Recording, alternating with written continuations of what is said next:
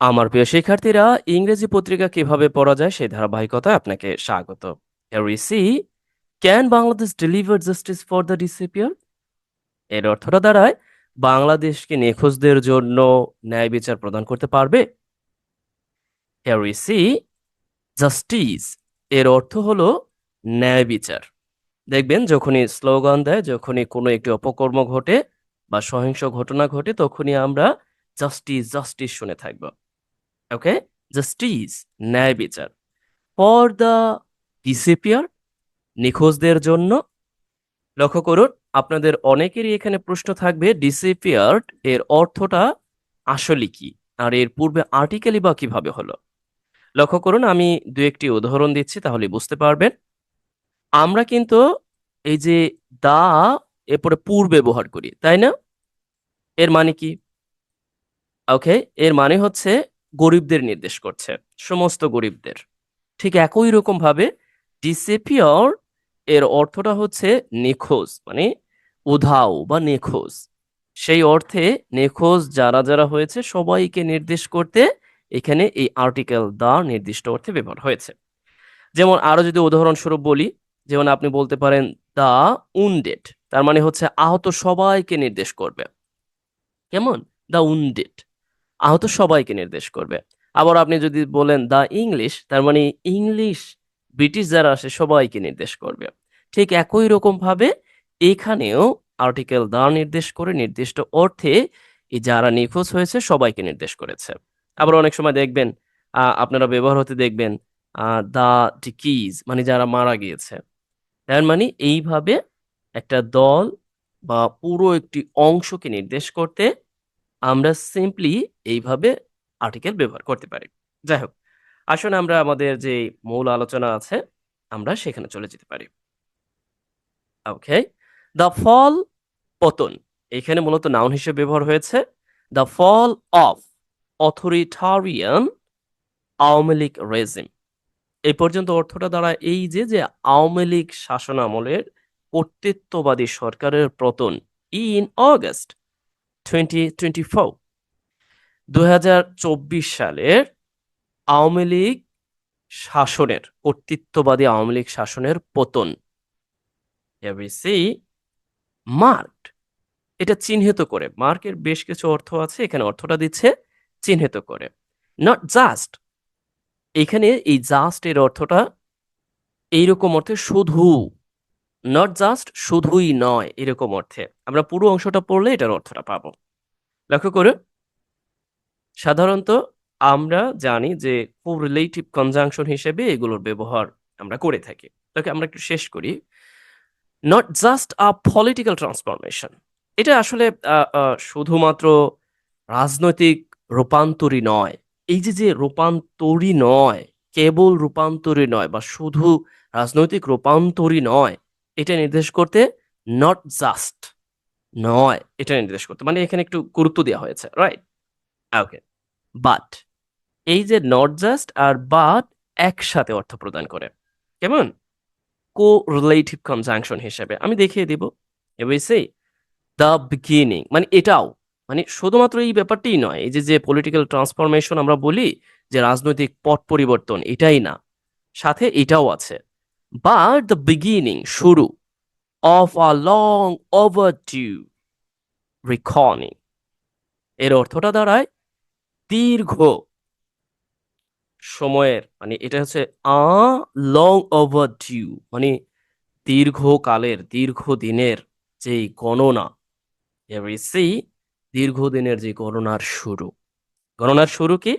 গণনার শুরু হচ্ছে এই, এখানে মূলত এই রিকনিং গণনা বা ওই যে যে যারা ধাপে ধাপে এই যে যে কাজগুলো সংগঠিত হয়েছে, পুরো বাক্যটা না পড়লে বোঝাটা একটু মুশকিল।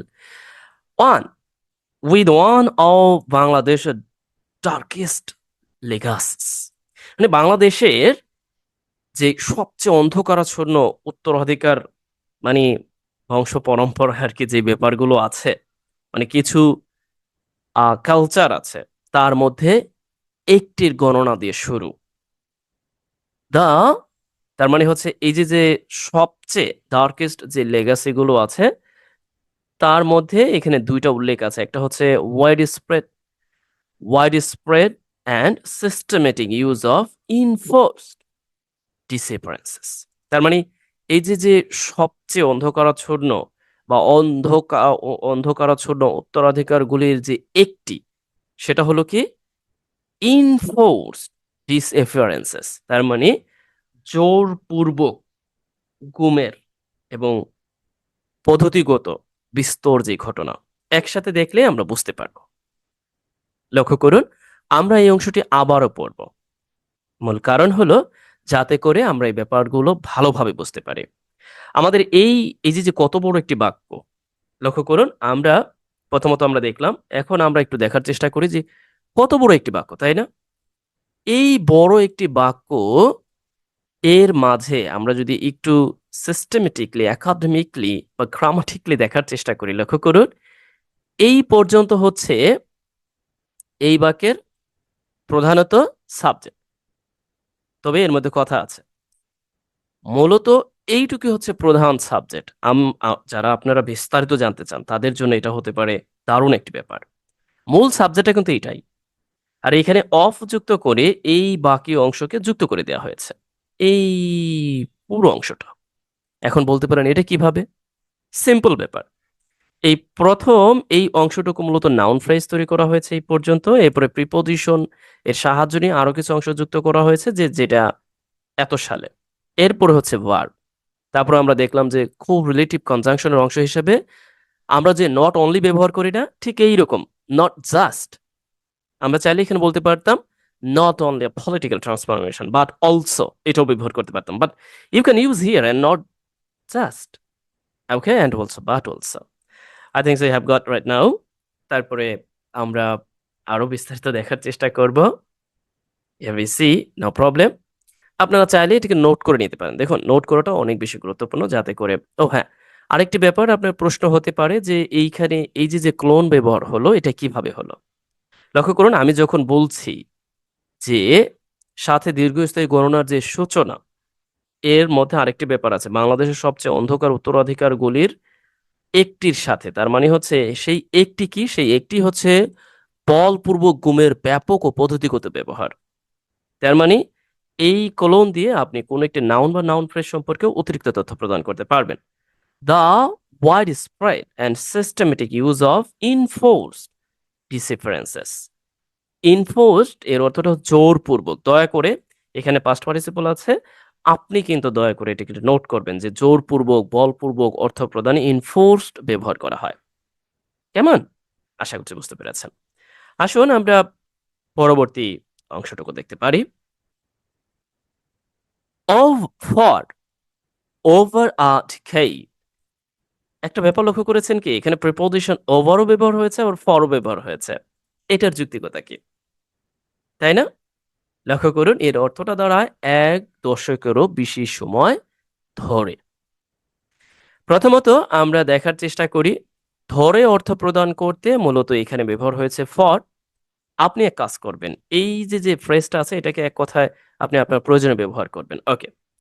এরপরে আ ডিকেড এর জন্য হচ্ছে ১ দশক, আর এই যে ১ দশকেরও বেশি, এইটা নির্দেশ করতে মূলত এই ওভার ব্যবহার হয়েছে।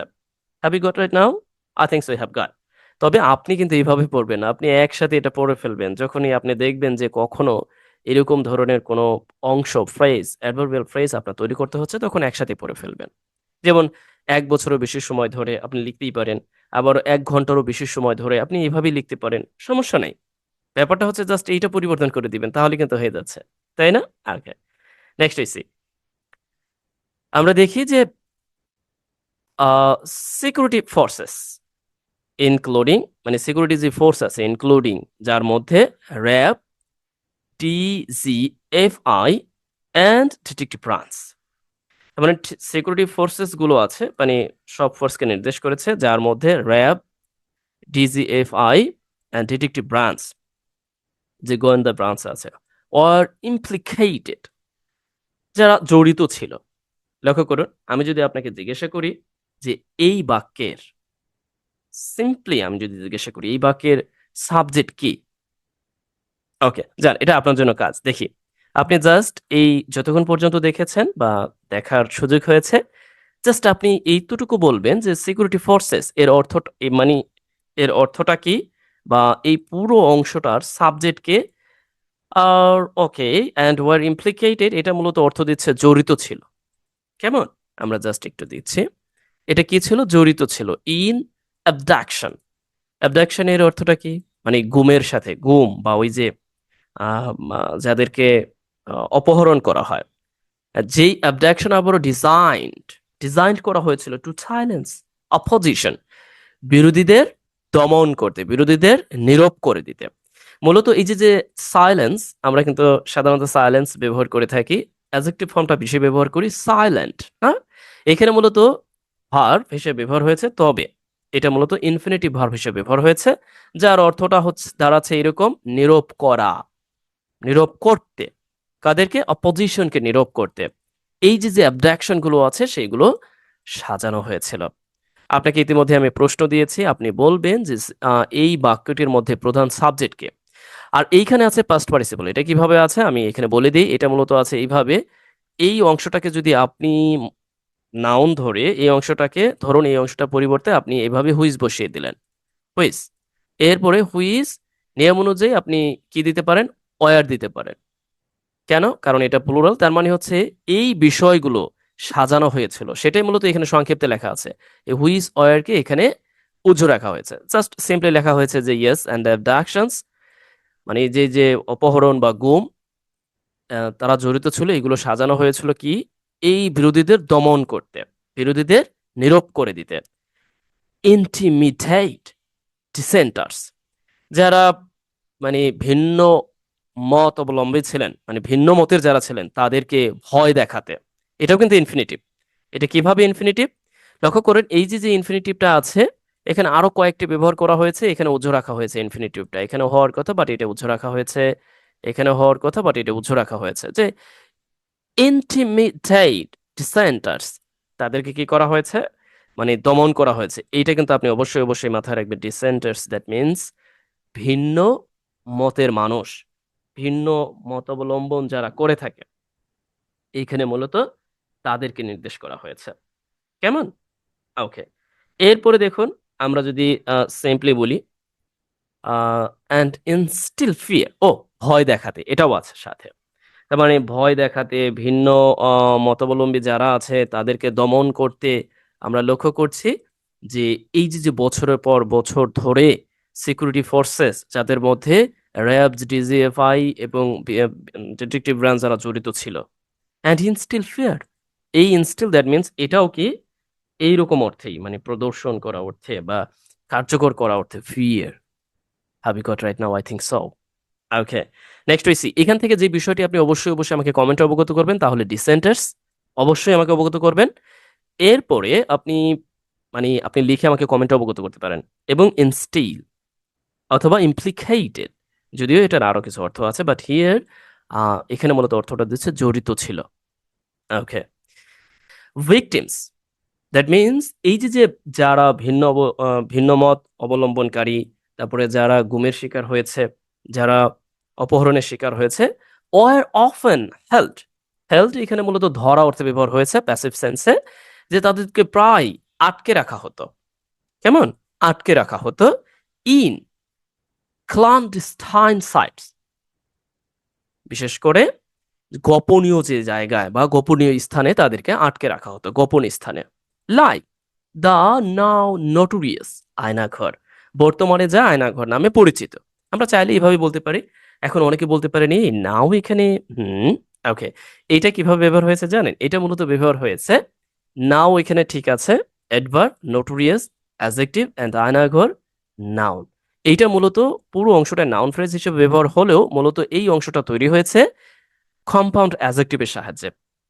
If you don't know about what is compound adjective and what is refers to noun, please দয়া করে আমার পূর্ববর্তী ভিডিওগুলো দেখতে পারেন। পাস্ট পার্টিসিপল বা কম্পাউন্ড অ্যাডজেক্টিভের যে ক্লাসগুলো আছে সেগুলো দেখতে পারেন। ওকে, হিডেন এখানে কিন্তু সংক্ষিপ্তে লেখা আছে, এভাবে সংক্ষিপ্তে লেখা আছে মূলত হিডেন ফ্রম ল, দিয়ার ফ্যামিলিজ অ্যান্ড পাবলিক, জনগণের সামনে থেকে, তাদের পরিবারের সামনে থেকে এবং আইনের সামনে থেকে তাদেরকে লুকিয়ে রাখা হতো। এখন বলতে পারেন এইটা কিভাবে হলো? হ্যাঁ, এটা কিভাবে হলো আমি সেটাই বলছি। লক্ষ্য করুন, এই যে আয়নাঘর, বর্তমানে যেটা আয়নাঘর নামে পরিচিত, যে গোপন সাইটগুলো তাদের যে লুকিয়ে রাখা হতো, ওকে? এই যে আয়নাঘরগুলোকে এখানে নির্দেশ করতে মূলত কি ব্যবহার হয়েছে? ইতিমধ্যে আমি আপনাদেরকে দেখিয়েছি। ঠিক এইটা যেভাবে আমি আপনাদের দেখিয়েছি যে এটা কিভাবে তৈরি হয়েছে, ঠিক একই রকমভাবে এইটাও তৈরি হয়েছে। তারপর আমি এখানে দেখায় দিচ্ছি। লক্ষ্য করুন, এইটা মূলত এইভাবে আছে। এই আয়নাঘরকে নির্দেশ করেছে। এরপর আপনি এইভাবে বলতে পারেন যে এইভাবে জাস্ট আমি এইখানে দেখাচ্ছি যে হুইজ মানে এই যে আয়নাঘরগুলো মানে এই যে ক্লানডেস্টিন যে সাইটগুলো আছে, ওকে? এই যে গোপন সাইটগুলো আছে, এই স্থানগুলোকে কি করা হতো? লুকিয়ে রাখা হতো। হুইজ আপনি দিতে পারেন ওয়ার আইন থেকে, তাদের ফ্যামিলি থেকে, তাদের পরিবার থেকে। এখন বুঝতে পারছেন তো? তার মানে এখানে সংক্ষিপ্তে লেখা যাচ্ছে। তাহলে এটাকে কি বলতে পারি? Definitely we can call, and this is nothing but past participle। তার মানে এটাকে past participle বলতে পারি আমরা।